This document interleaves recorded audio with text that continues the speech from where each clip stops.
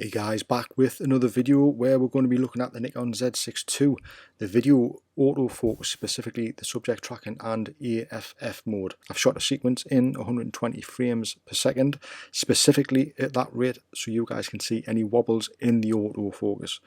Once we've watched this sequence, we'll head into the computer and I'll show you guys some POV style footage of the back of the camera so you can see how the autofocus performed. And I'll also talk about what autofocus I've preferred during this shoot and why. But we'll get to that right after this short 60-second clip.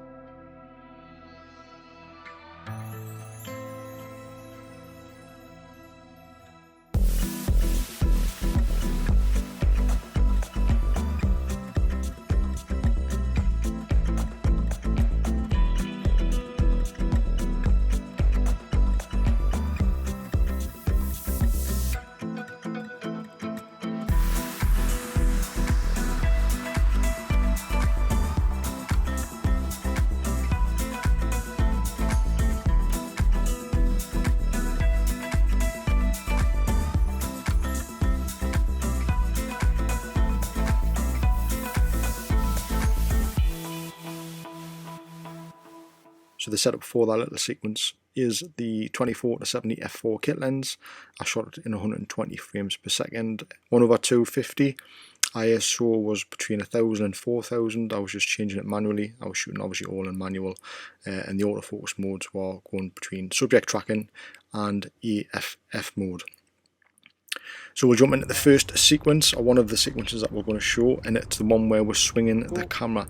Now I use subject tracking on this, and you can see in the slow motion sequence that obviously it loses the focus on the camera. That's what I was tracking, but then it picks it right back up again, right to the top of the swing. You can see that, and that I thought was really good because you can see from the sequence I'm trying to keep up with my wife, and she's walking really fast. So I thought the camera had done a really good job.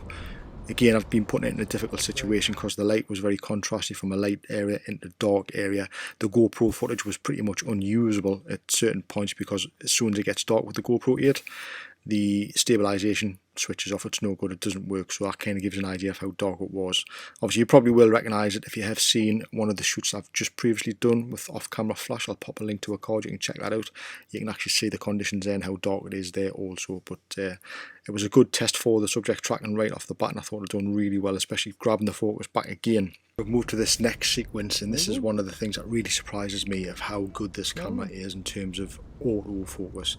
Normally in this sequence I'll be using manual focus, but this is full area AF. I'm letting the camera decide what it's focusing on, and it just does an amazing job. It has this freakish knack of knowing exactly what to focus on and where, and as you can see from that footage, it's just sharp where it needs to be sharp, and it's in focus where it needs to be in focus, and that's full area AF. And it always blows my mind how good that is, and I highly recommend you guys giving that a go. I did do a video a while back regarding auto area AF. I'll pop a link to a card, you can check that one out also, and it does really surprise me at how good that is.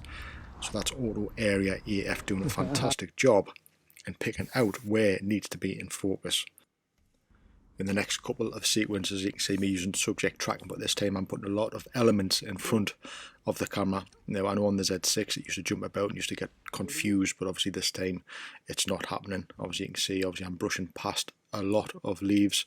This is one of the frames that didn't actually go into that short sequence, but you can see how well it stays focused on the subject, even going through all of that foliage. It does a really good job.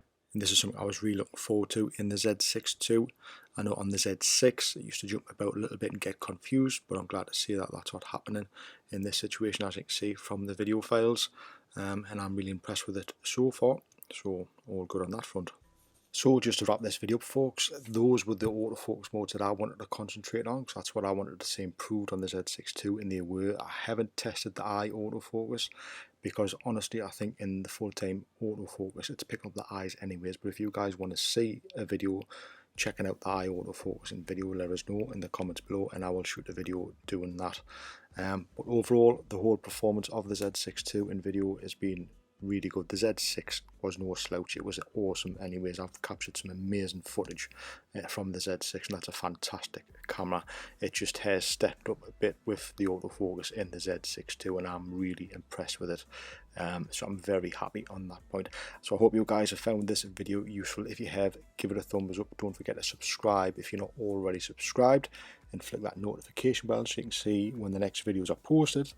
And I'll see you guys in the next one. See you then.